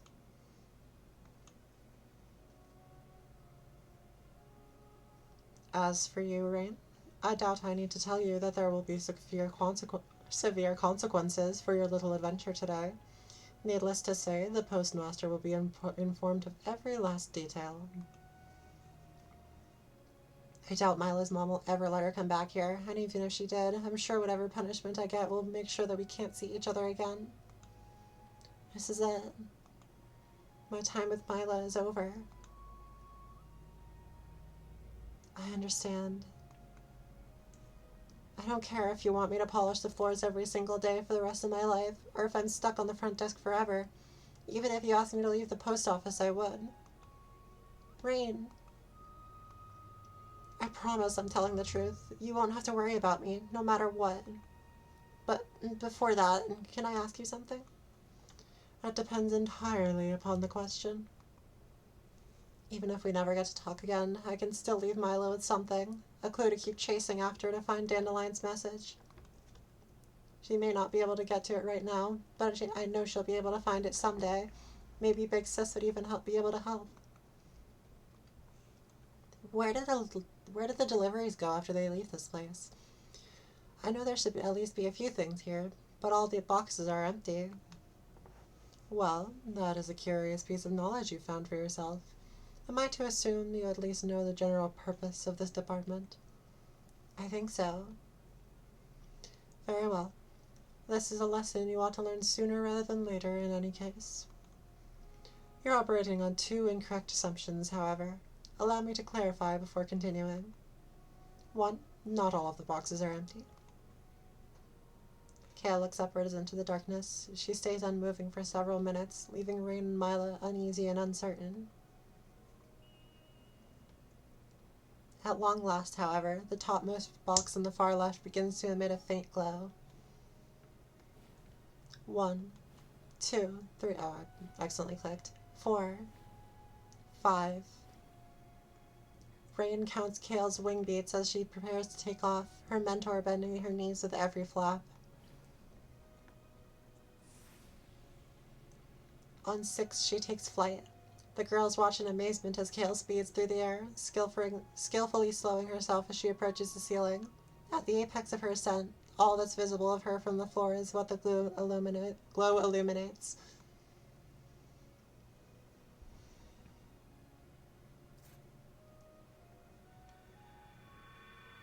She floats expertly to the ground, letter and wing.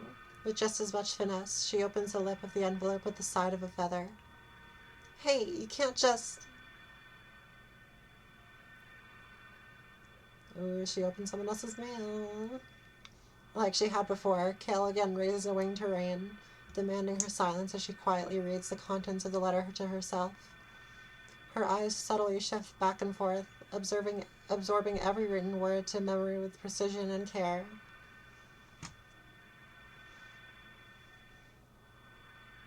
As she does so, the intensity of the shine continues to increase, forcing Mila and Rain to look away.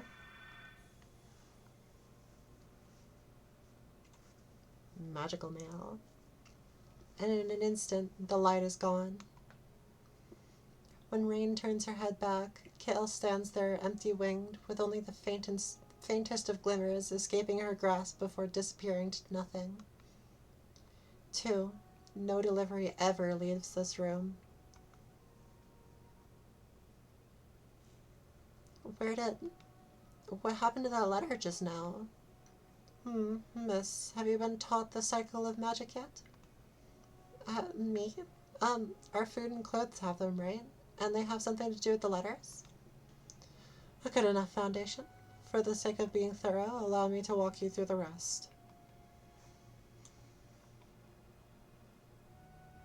All of us, outside of you Seaborn, are born with at least some amount of magic. The Earthfoot people are special, with them having and generating a much larger quantity. As such, they imbue their creations, meals, or clothing with excess magic. By wearing or consuming these, we take their magic into ourselves. Said magic is a subtle thing, however. In truth, its only practical function is to lengthen our lifespans as far as they can reasonably go.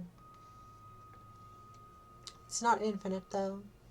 When someone passes on, whether through natural causes or otherwise, that magic remaining within has to go somewhere, and for reasons we have yet to uncover ourselves, that location is the top of this tree. So the top of the tree has the magic from people who've passed away. And I guess they're being stored in the letters? And the magic turns out, okay, yeah. Or rarely a package, but yes. Thoughts, feelings, unfinished business, imprinted directly onto the soul, made manifest in our humble mortem post. Does that mean if you don't have a lot of magic, you won't be able to send any letters?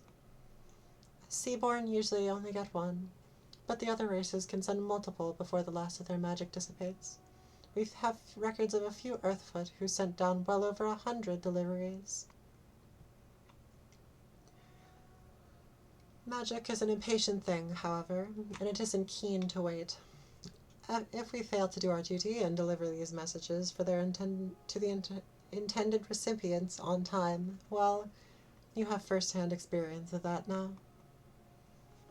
Why don't they just disappear before they get delivered? A good question, and one without a satisfying answer. Our best guess is that the delivery is tied to its recipient in some form. Once a letter or package reaches its intended destination, it's able to maintain a tangible form.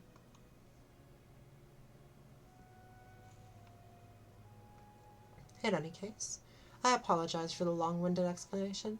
I hope you'll see that it was necessary to fully answer the question at hand, however. So I couldn't even give Mila another thread to pull out. I'm so sorry. That letter you just read, is there any chance it could have been from my friend? Her name was Dandelion, but I called her Dandy. Also, you spell my name like... The contents of the message are strictly confidential. Sorry, miss. I can assure you that nothing in it implied that it would have been for you, at least. Oh. So long as your friend has imprinted the appropriate information, you needn't worry. A delivery doesn't expire for a full 3 weeks after it is initially left in our care, a more than sufficient amount of time for it to go through our system.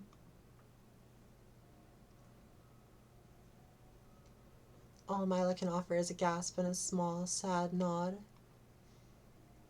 3 weeks? Then... it's just so frustrating.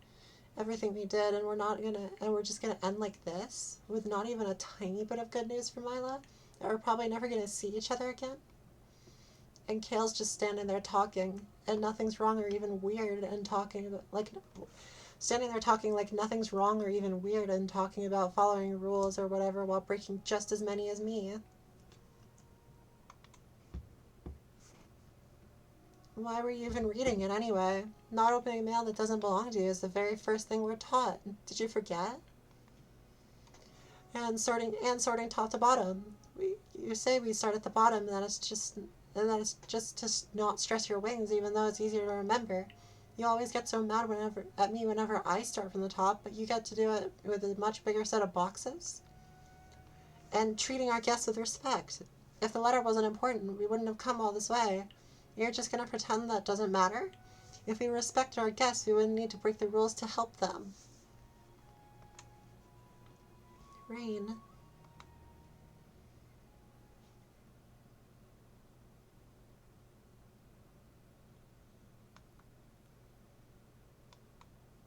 Have you gotten it out of your system? Are you satisfied? No, but what else can I say? At least when Neve bullies me, it feels like she just still likes me. You're just evil. Oh, that was the thing. Evil, am I? And who are you to place that judgment on me? I. This room operates on a different set of rules than the rest of the post office. I'll have you know that I've performed my duties to the letter. Surely you noticed how difficult the journey was to reach this department. How even if you could simply fly up by yourself, you'd tire yourself long before making it here.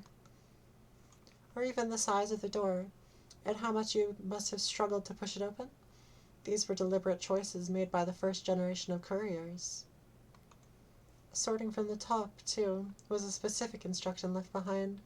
These three things all serve an identical purpose. I don't think I understand. It's to exhaust and fatigue the head of the undeliverables department. What? Why would the post office do something like that?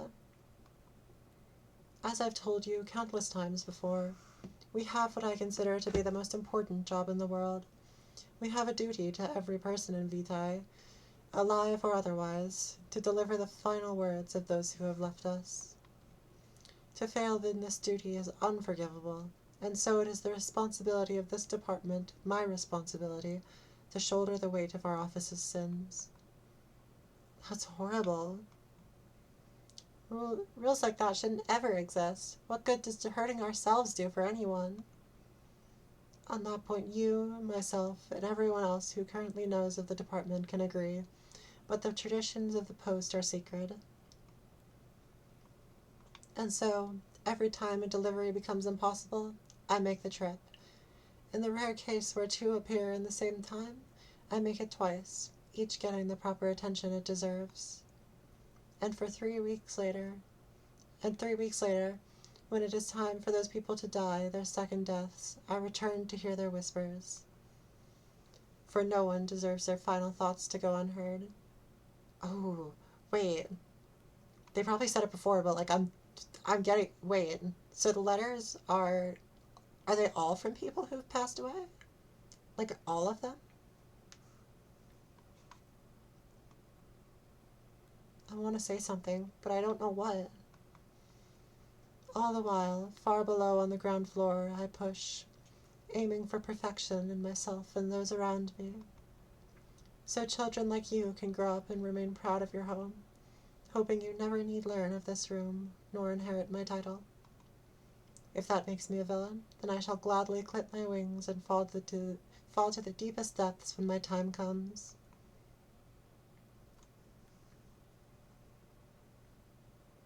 Cal, I'm out of questions, I should hope. Very good.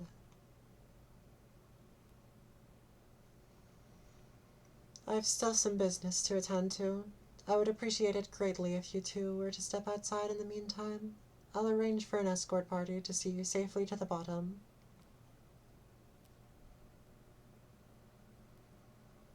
No longer willing to allow the conversation a chance to continue, Kale turns her back on the girls. Rain is caught in stasis, unable to think a single thought or move a single step.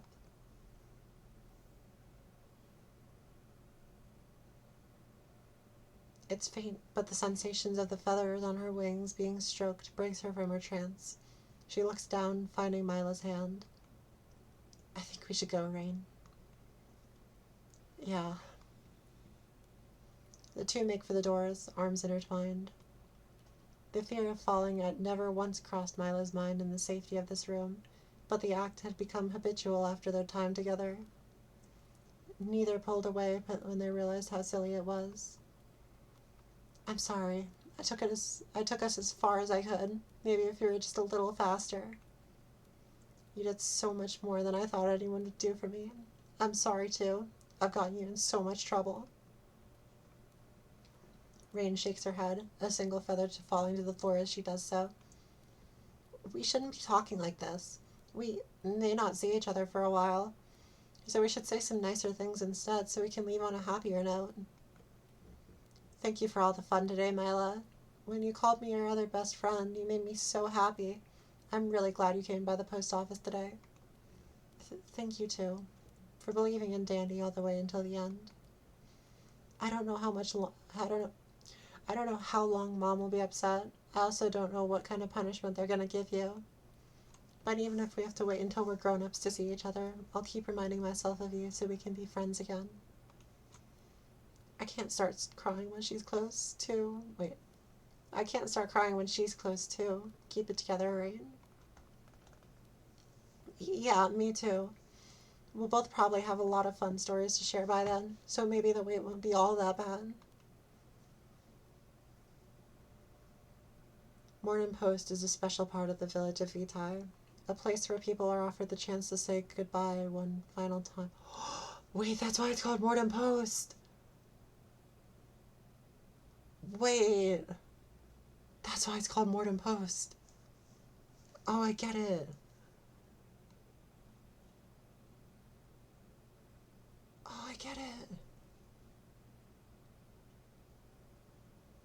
Today, however, Rain and Mila choose to part with a promise to see each other again, no matter how long it may take. So, as they prepare to make their leave of the undeliverables, they say their farewells for now, knowing it won't be forever.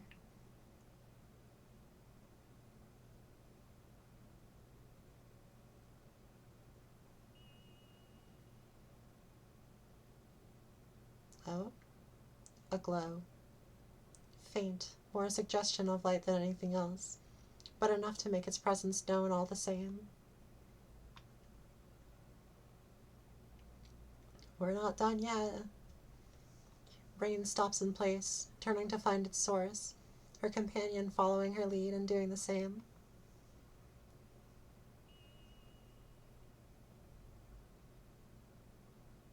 And there, in the top row, second from the left, the small cubby gently shines, its globe already beginning to intensify. Another one?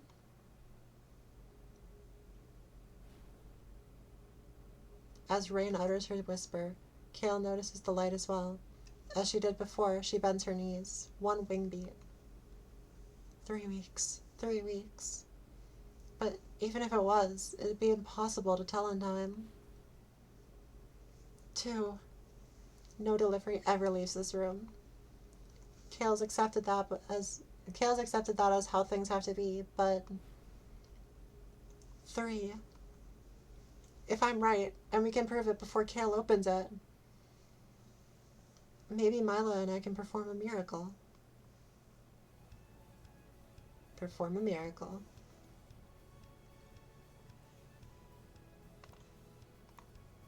Trust together. Upwards? I don't know. Upwards. No, you can't do that. Okay, can you only do trust? No, you can do onwards together. Mila, I need you to trust me, okay? Huh? What's going on? I need you to hold on to me as tight as you can. Tighter than that if you're able to. Trust. Mila considers her friend's request, eyes darting around as she tries to piece together Rain's plan in the midst of the urgency she's being presented with. It doesn't take too long for things to click. All the way up there? I can't. Trust. Please, you have to be there too. I promise we'll be back on the ground in no time. Dandelion too. Although hesitation initially overtakes her, Mila steals her resolve with a firm nod.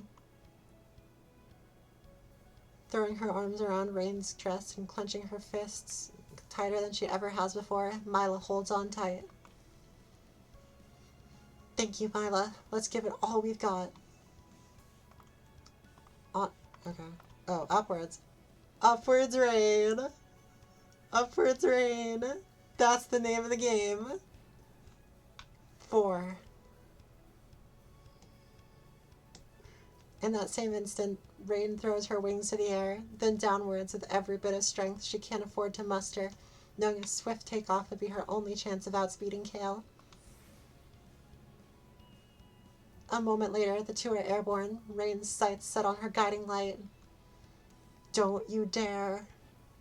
5. Though swift, Rain is far from subtle in her first moments of flight. She can't afford to look down, though. Every microsecond of advantage over her mentor a priceless treasure. Reach out for it when we get close. Don't be scared. Okay. The box continues to shine, growing brighter and brighter every passing moment.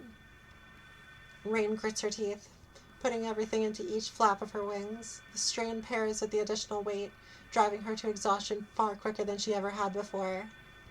6. Rain had lost count of Kale's wing beats prior to now, but her heart begins to race as she hears her take off, going so fast as to sound like she's cutting through the air. Rain hurts all over. She shuts her eyes to drive the pain away, the light above now so radiant as to pierce her eyelids regardless. Higher and higher, brighter and brighter, closed in on her own world, but still bombarded with countless sensations, all begging her to stop. Higher and higher, brighter and brighter. Even with eyes slammed shut, the light still overwhelms. Rain's vision is that of nearly pure white, and still it only continues to intensify. Until suddenly, it's gone. Rain's eyes shoot open, disoriented and confused.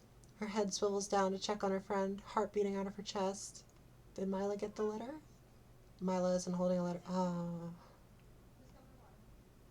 Rather, in her free hand, she clutches a small parcel.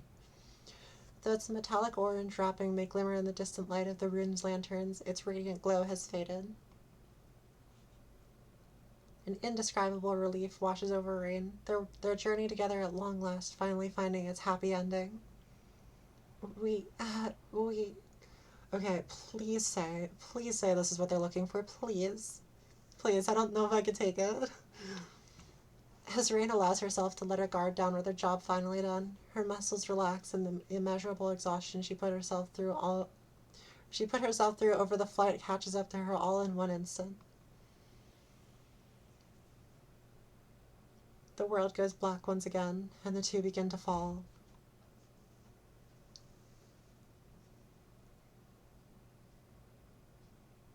Dandelion. Ooh, wait, hold on. So this is the right package? I don't think I'd have to assume so.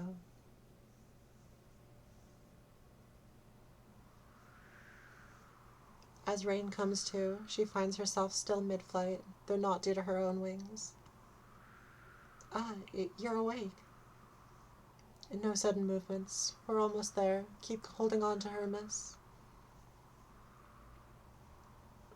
She and Milo lie on the back of Kale, wings outstretched and cloak held as tightly as her wings can grip, forming a makeshift net. It's unstable, but good enough to provide a small sense of safety as they float gently to the bottom. The soreness throughout her body is nigh overpowering, but the feeling of one of Milo's arms holding her close feels even stronger, almost managing to dampen the pain.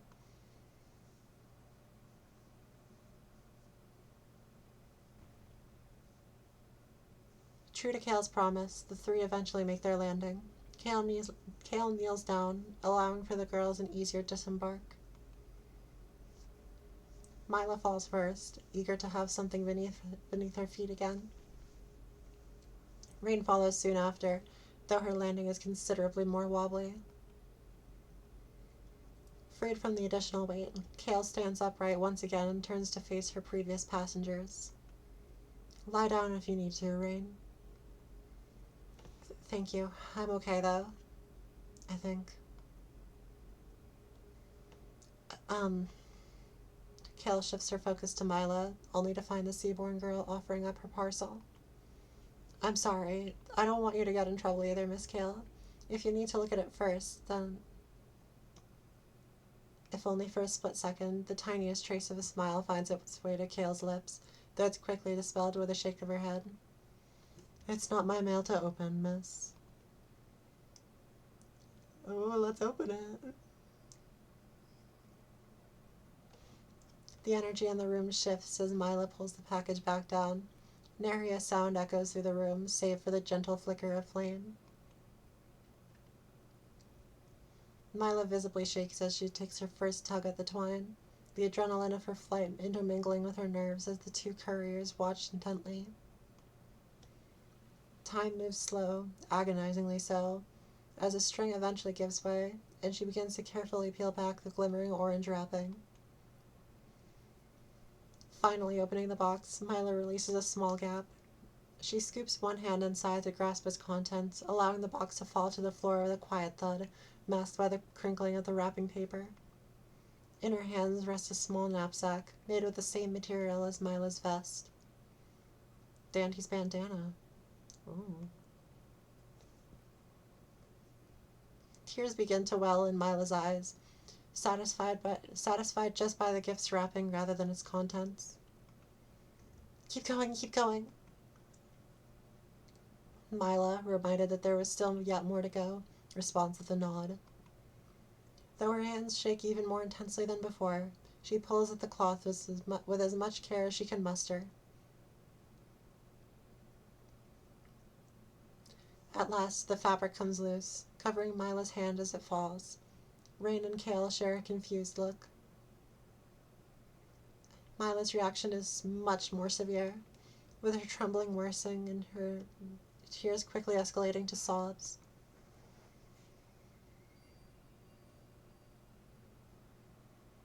A small plush mouse, smelling faintly of mint. Her favorite. Mila instinctively tightens her grip on Dandelion's gift as the flood of emotions escape her body. The two Galekind watch in silence, trying to piece the puzzle in front of them together. Kale is the first to make some form of realization, bringing a wing to her chin. Miss, is it possible, by any chance, that your friend never knew how to write? Mila hears the question, but can't even begin to form a word. Thankfully, Kale is able to intuit the answer all the same. I see. So that's the way of things. Oh, wait, huh? Kale's question proves just enough to give Rain the extra help she needs to reach the truth. Oh, wait, and that's why I ended up here, is because she can't write. Oh, that makes sense. Okay. So Mila's best friend, who she did everything with, was a cat. But I've never heard of anything like this happening before. Kale just told us it wasn't possible. Only people have magic, and you need that to send mail. Dandelion would have had to... The final piece slides neatly into place. Intentional or no, little Dandelion was given the gift of a tiny amount of magic, courtesy of the Earthfoot's magic-embedded cloth craft and Mila's mother's handiwork. Wow. And when the time finally came for Dandelion to make proper use of that gift, she knew in her heart what she needed to do. Though she was certain Mila wouldn't be sad, or would be sad, Dandelion hadn't the words to tell her how much she meant to her, and so instead her final act was a familiar one. Sharing her favorite toy with her favorite person, hoping it'd once again bring a smile to her face. Mila brings the plush close to her chest, holding onto it as if it were at risk of flying away. Grief, love, joy, loss. Mila's tears are aimless, and showed no signs of slowing. She chokes as she catches her breath, and Rain spots her opening. She closes in on her dearest friend, wrapping her wings around her in the closest a Gale kind can manage to hug. For the first time, the two are comfortable enough to cry together. I'm deeply sorry for the severe clerical error our office has made and the trouble it has caused you. Nevertheless, it fills me with an abundance of joy to see your parcel safely delivered. I'll see to it that you can make the ground floor whenever you're ready. The head of the undeliverables readies for the door, though turns back briefly to address her subordinate. Unfortunately, I can't go against protocol. I still need to report this incident to your grandmother. Rain doesn't respond, nor does Kale wait for her to. Whatever may come of this will be an issue Rain can handle tomorrow. But for now, all that matters is this moment. She manages a tear as she manages a smile as her tears continue to fall. You did it, Mila. We did it. Thank you, Rain. Thank you, thank you, thank you. I owe you more thank yous than I could ever give. How about one more, and we'll call it even? Okay, one more. Mila takes a moment, trying to hold back her tears just long enough to make this last thank you special. Thank you, Rain. And farewell, Dandelion.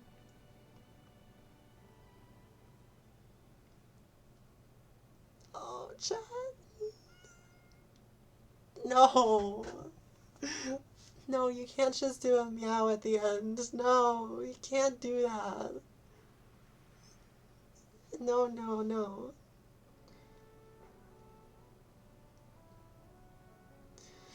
Far from the hustle and bustle of the capital of Alchemica lies a small coastal village by the name of Vitae. In the mornings, those who live near Earthfoot residences are awoken by the scent of fresh bread being baked and cloth being spun, magic imbued within every creation. Throughout the day, Seaborn work tirelessly, the hammering of nails and sawing of wood being telltale signs of their presence. Although few in number, you can seemingly find one just about anywhere you go.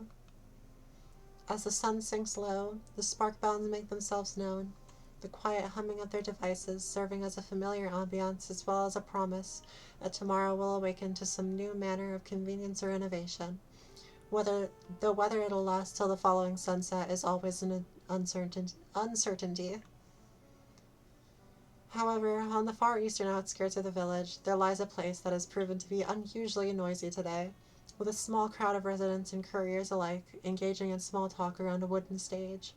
A gargantuan tree, climbing so high into the heavens that the clouds hide its canopy from view.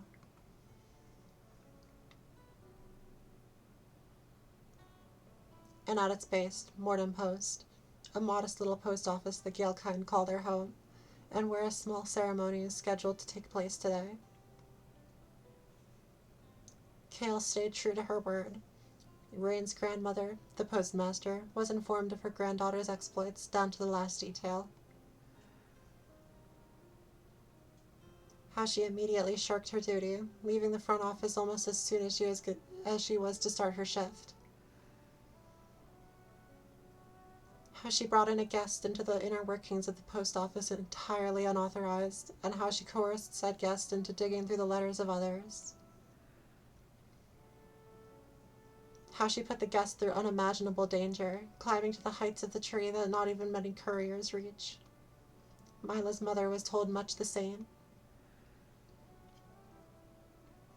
They were also told of Rain's unbending determination to do right by Mila, stopping at nothing to help a guest in need, going above and beyond what any courier could ever be expected to.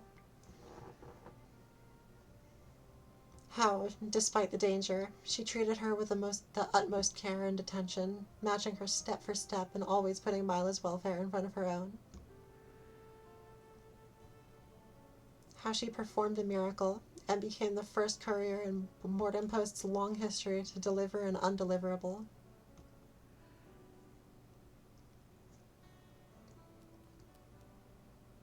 The crowd hushes itself to a whisper, eventually falling to silence as Rain and her grandmother take to the stage. Rain reaches into her cloak, retrieving a simple envelope and passing it to her grandmother. The postmaster opens a lip, revealing the small, vertical stamp held inside. With all of the care someone at her age can manage, she gently peels the back off. She ushers for Rain to bow slightly, and Rain obliges.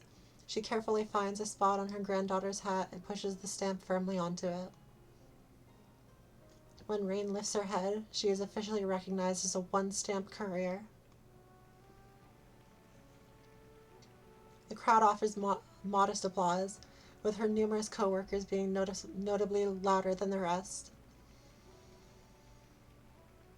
Even if she doesn't make much noise, Rain's proudest supporter stands front and center, smiling as wide as she's able. Rain meets her eyes and returns with a grin of her own. On its surface, this post office offers the opportunity for loved ones to say their final farewells, giving those who still walk with us the strength to keep pushing on. However, Mortem Post doesn't assist in the severing of connections. Instead, it stands as a testament to how unbreakable the bonds between us truly are, able to transcend the border of the before and after, a celebration of all who hold the love for others in their hearts.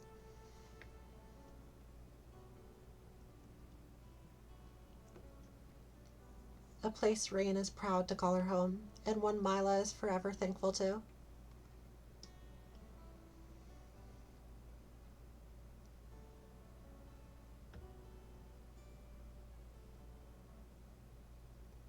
So that was Upwards Rain.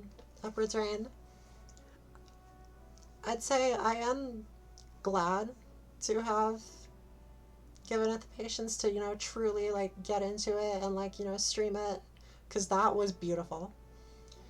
That was incredible. It was okay, and for perspective as well. This game was made in a month. This game was made in 1 month by 4 people. The studio that has the 4 people who made this, those 4 people work for a whole studio, and that whole studio puts out visual novels that are far longer, 10 times longer, maybe 5-10 times longer, and okay, I just can't recommend Studio Élan's work enough. You see what I mean? You see why why I mention these people all the time? Because they make masterpieces, actual works of art. Okay, so thank you for coming today. I thoroughly enjoyed that. It was so good. So I guess that will be it. I will be back tomorrow because I have a collab. Tomorrow, late at night. Um, and so now I guess we'll just find someone to raid. So, who should we raid then? Let's raid Ruska. Sure, you. So, yeah, we're gonna raid Ruska right now. Ruska Kyoso is another racing VTuber, and he is doing an anime music quiz, which is interesting. I do plenty of those, and they're super fun. So we are going to go raid him right now. So, yeah, go have fun in Ruska's chat, and I will see you tomorrow night. And if I don't see you tomorrow night, then I will see you on Saturday. Bye-bye. I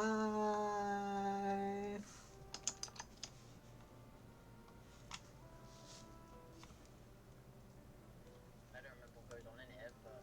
Oh! Hey! Wesley on a raid. Kisumiri, welcome. That's funny you joined Anime Music Quiz, because you were playing a visual novel today, right? And, we actually have had many songs from anime that were adapted from visual novels come up, particularly from... I do not, but it's one I hadn't heard of, so I don't know anything about it.